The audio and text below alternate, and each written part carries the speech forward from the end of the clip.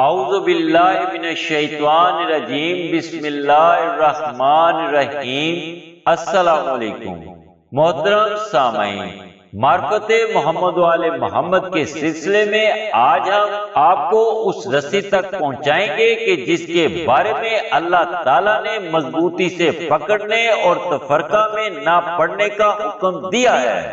محترم سامعین، محمد بن حسین انصاری نے اپنے والد سے اور انہوں نے اپنے دادا سے نقل کیا ہے کہ امام زین العابدین علیہ السلام نے ارشاد فرمایا کہ ایک دن رسول خدا صلی اللہ علیہ وسلم اپنے اصحاب کے ہمراہ مسجد نبوی میں تشریف فرما تھے تو آپ نے ارشاد فرمایا، ابھی اس دروازے سے ایک جنتی شخص تمہارے پاس آئے گا اور مجھ سے ایک مسئلے کا حل دریافت کرے گا جس کی وجہ سے وہ الجھن کا شکار ہوگا۔ چنانچہ کچھ دیر کے بعد ایک طویل القامت شخص وہاں آیا۔ اس نے بڑھ کر رسول خدا صلی اللہ علیہ وسلم کو سلام کیا اور آپ کی محفل میں بیٹھ گیا۔ بعد ازاں اس نے رسول خدا کی خدمت میں عرض کیا، یا رسول اللہ، میں نے خدا کا ایک فرمان سنا ہے جس میں وہ ارشاد فرماتا ہے کہ سارے مل کر خدا کی رسی کو مضبوطی سے پکڑ لو اور آپس میں تفرقہ بازی مت کرو۔ یا رسول اللہ، پوچھنا یہ ہے کہ وہ رسی کون سی ہے جسے تھامنے کا خدا کریم نے حکم دیا ہے تاکہ میں اس سے جدا نہ ہوں۔ محترم سامعین، اس کا سوال سن کر رسول خدا صلی اللہ علیہ وسلم نے اپنا سر مبارک نیچے کر لیا۔ پھر کچھ دیر کے بعد آپ نے اپنا سر اوپر اٹھایا اور اپنے دست مبارک سے مولا کائنات امیر المومنین حضرت علی علیہ السلام کی طرف اشارہ کر کے فرمایا، یہ اللہ کی وہ رسی ہے جو اسے تھامے رکھے گا، وہ دنیا میں گمراہی سے امان میں رہے گا اور آخرت میں بھی گمراہ یعنی سزاوار جہنم نہ ہوگا۔ محترم سامعین، یہ سننا تھا کہ ایک شخص نے جس لگائی اور پیچھے سے آ کر امیر المومنین حضرت علی علیہ السلام کو اپنے سینے سے لگا لیا۔ وہ کہہ رہا تھا، میں نے اللہ اور اس کے رسول کی رسی کو تھام لیا۔ اس کے بعد وہ شخص رسالت مآب کی محفل سے اٹھا اور واپس چلا گیا۔ پھر ایک اور شخص اٹھا اور عرض کرنے لگا، یا رسول اللہ، اگر آپ اجازت دیں تو میں اس کے پیچھے جاتا ہوں اور اس سے کہتا ہوں کہ میرے لیے خدا سے طلب مغفرت کرے۔ رسول خدا صلی اللہ علیہ وسلم نے فرمایا، تم جاؤ، وہ باہر ہی کھڑا ہوگا۔ چنانچہ وہ شخص باہر گیا اور دیکھا کہ واقعاً وہ وہیں موجود تھا۔ اس نے اس شخص کو درخواست کی کہ آپ میرے لیے خدا سے طلب مغفرت کریں، تو اس نے جواب دیا، کیا تم نے کچھ سمجھا ہے کہ میں نے رسول خدا صلی اللہ علیہ وسلم سے کیا سوال کیا اور انہوں نے اس کا کیا جواب دیا؟ اس نے کہا، جی ہاں۔ تو اس دوسرے شخص نے جواب دیا، اگر تو اس رسی سے متمسک رہا تو خدا تجھے بخش دے گا، ورنہ نہیں۔ اگر رسول خدا اس رسی کے بارے میں ہماری ہدایت نہ کرتے کہ کلام الہی میں جسے پکڑنے کا حکم دیا گیا تاکہ ہم تفرقہ بازی سے محفوظ رہیں، تو اہل عناد کو اس فرمان الہی کی طویل کا وسیع میدان ہاتھ آ جاتا اور وہ اپنے حسد و عناد کی بنا پر اس ہستی سے منہ پھیر لیتے کہ جسے خدا نے یہاں مراد لیا اور جس پر رسول خدا صلی اللہ علیہ وسلم نے نص قائم فرمائی۔ لیکن الحمدللہ رسول خدا نے اس سلسلے میں کوئی پہلو تشنا نہ چھوڑا اور حجۃ الوداع کے موقع پر اپنے مشہور خطبہ میں ارشاد فرمایا کہ میں تم سے پہلے چلا جاؤں گا اور تم حوض کوثر پر میرے پاس آؤ گے۔ یہ ایک حوض ہے جس کا عرض بصرہ سے صنعا کے درمیانی علاقے جتنا ہے، اس میں موجود پیالے تعداد میں آسمان کے ستاروں کے برابر ہیں۔ سن لو کہ میں تمہارے درمیان 2 گرہ قدر چیزیں چھوڑ کر جا رہا ہوں، ان میں ثقل اکبر اللہ کی کتاب ہے اور ثقل اصغر میری اطرت و اہل بیت ہیں۔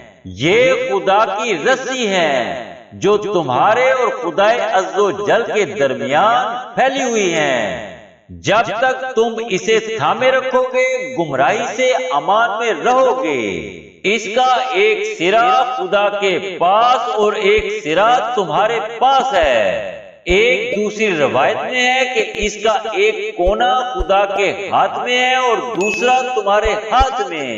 محترم سامعین، رسول خدا صلی اللہ علیہ وسلم نے فرمایا، خداوند لطیف و خبیر نے مجھے خبر دی ہے کہ یہ دونوں قرآن و اہل بیت ایک دوسرے سے جدا نہ ہوں گے یہاں تک کہ حوض کوثر پر میرے پاس پہنچ جائیں۔ پھر آپ نے اپنی دونوں شہادت کی انگلیاں ملائیں اور کہا کہ یہ دونوں اس طرح ایک ساتھ میرے پاس حوض کوثر پر آئیں گے۔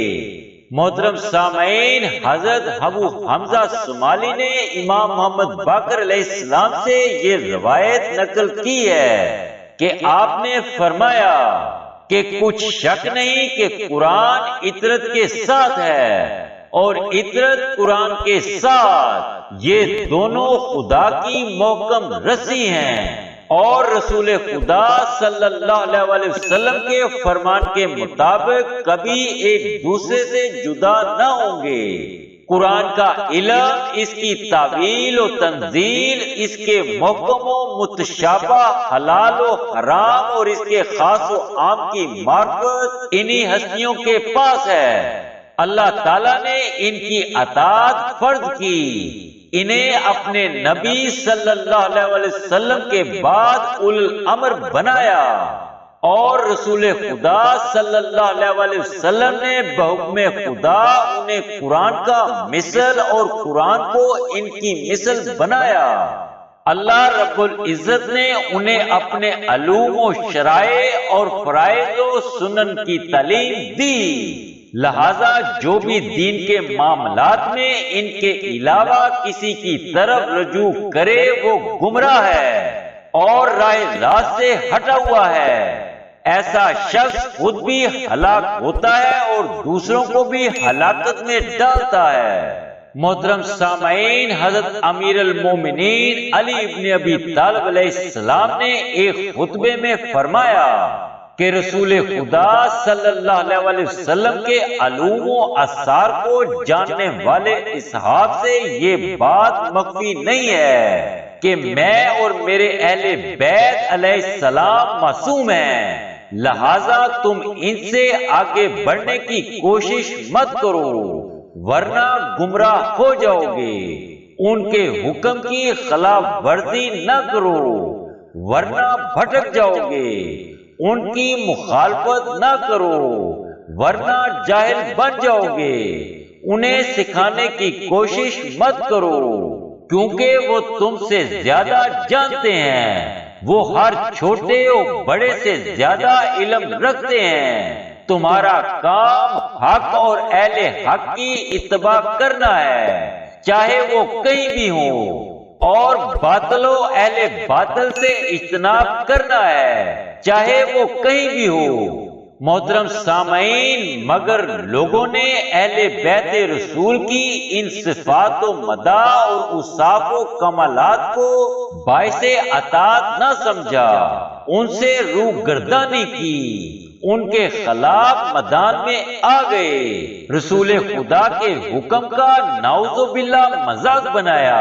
اور آپ کے کلام کو نعوذ باللہ فضول و بے معنی سمجھا، اور یوں انہوں نے خدا کے ایک ایسے فریضے کو ترک کر دیا جو اس نے اپنے نبی کی زبانی ان پر عائد کیا تھا، اور وہ تھا ان کی اطاعت، ان سے مسائل کا حل معلوم کرنا، جیسا کہ قرآن شریف کی سورہ انبیاء میں اللہ تعالیٰ کا ارشاد ہے، تو تم لوگ اگر نہیں جانتے ہو تو جاننے والوں سے دریافت کر لو۔